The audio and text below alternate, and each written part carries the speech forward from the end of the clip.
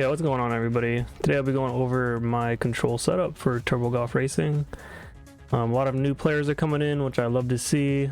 Currently on sale on Steam, free on Xbox Game Pass. But anyhow, let's get into it. Here are my general settings. Having the ball prediction line on or off is completely up to you. It's personal preference. I keep the ball arrow on as well, personal preference. Speed visibility, this one I would recommend to keep on. You want to be able to constantly see your speed and pay attention to how fast you're going. You want to make sure you're optimizing your speed as much as you can. Alright, this is the big one. Steering sensitivity. Theoretically, the lower you can go on this, the more accurate your shots will become. I have it on 0.8. Back when I started playing, the default was 1.0. I would test around with lowering this. Once again, the lower you can get it, the more accurate your shots will become. Turning aim assist, to be completely honest with you, I have no idea what this does. I have always had it on 0. Turning grip, again, once again, I just kept it on default, kept that at 20. Forward dash flip assist. Some people swear by this. I don't like any type of AI controlling my car, so I just keep it off. I want to be in full control of the car. Glide on toggle, you want this off 100%. Some people think it's better, but all it is it's gonna get you slower movement.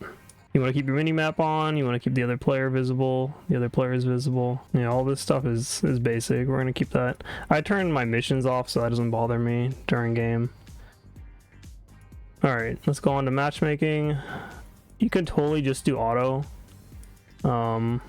I'm playing from the US West, so I just keep my US servers on.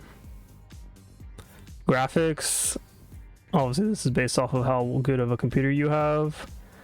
It's been a thing since the game started that you want grass quality off to help performance. They have since fixed that, but I still don't trust it, so I keep it off. Motion blur I turned off. Chromatic is on. Car squash and stretch I turned off as well. I don't want any extra animations going on that are unnecessary. Alright, this is a controller tutorial, so let's get to it. Vibration off.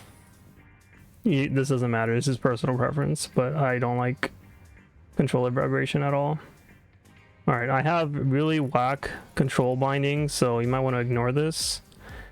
But the most important aspect of this whole thing is you want to be able to be boosting and jumping without these two getting in the way of each other. So you want to be able to jump and boost at the same time.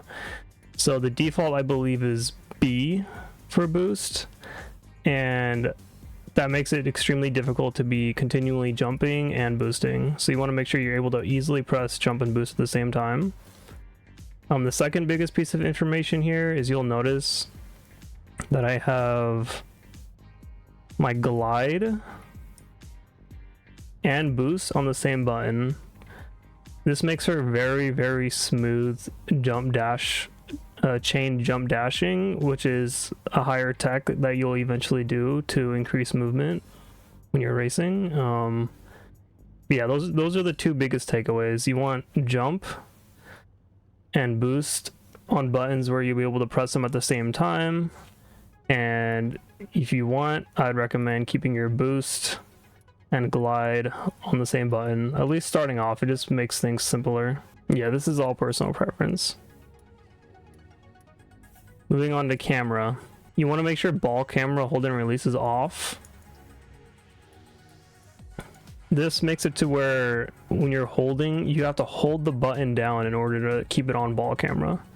And that is disgusting. You want that to be able to be toggled. So make sure that's off. I have these first 6 on default. And then right here is in the money, in my opinion. FOV change for speed. This is the field of view as you're accelerating. So anytime you accelerate, your car's field of view changes, and in my opinion that leads to inaccuracies. So I want again, I want to make for the most accurate, consistent gameplay possible.